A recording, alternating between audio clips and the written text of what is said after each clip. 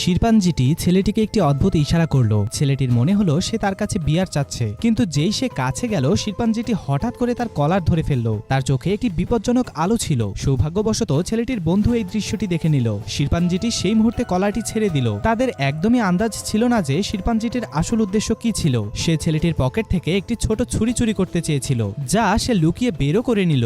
রাত হতেই সে ছুরিটিকে একটি লাঠি দিয়ে বাঁধলো এবং খুব সাবধানে খাঁচার তালা খুলে ফেলল। তারপরে সে বড় গরিলার খাঁচা পর্যন্ত পৌঁছালো এবং তাকেও মুক্তি করে দিল। এটা দেখে বাকি গরিলাগুলো অস্থির এবং চিৎকার করতে লাগলো, কিন্তু তাদের খোলার জন্য চাবি দরকার ছিল। পরের দিন সিজার দেখলো যে চিড়িয়াখানার মালিক একটি গোপন পাসওয়ার্ড দিয়ে বড় দরজাটি খুলছেন। কেবল সিজারই ছিল যার বুদ্ধি এত গভীর ছিল যে সে এইটার দিকে মনোযোগ দিতে পারত।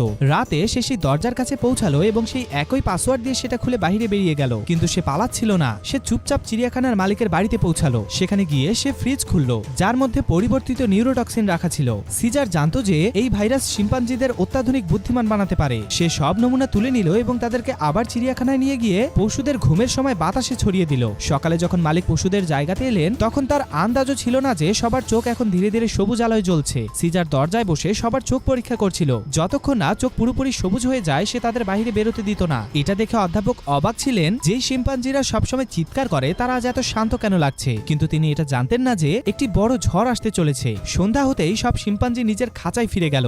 যখন মালিক তালা লাগাচ্ছিলেন তখন তিনি দেখলেন সিজার এখনো বাইরে আছে। একজন কর্মচারী সঙ্গে সঙ্গে তার দিকে বন্দুক তাক করলো। মালিক ইলেকট্রিক শক দিয়ে তাকে ধরতেই যাবে, ঠিক তখনই সিজার তার হাত ধরে নিল। সবার শ্বাস বন্ধ হয়ে গেল। সিজার সঙ্গে সঙ্গে চিড়িয়াখানার ভেতরে দৌড়লো এবং সবার খাঁচা খুলে দিল। সিজার জানতো যদি মানুষরা সব জানতে পারে তাহলে তারা সবাইকে ঘিরে মেরে ফেলবে। এই জন্যই সে মালিককে একটি খাঁচায় বন্দী করলো এবং বাকি সবাইকে নিয়ে চিড়িয়াখানা থেকে দূরে বেরিয়ে গেল।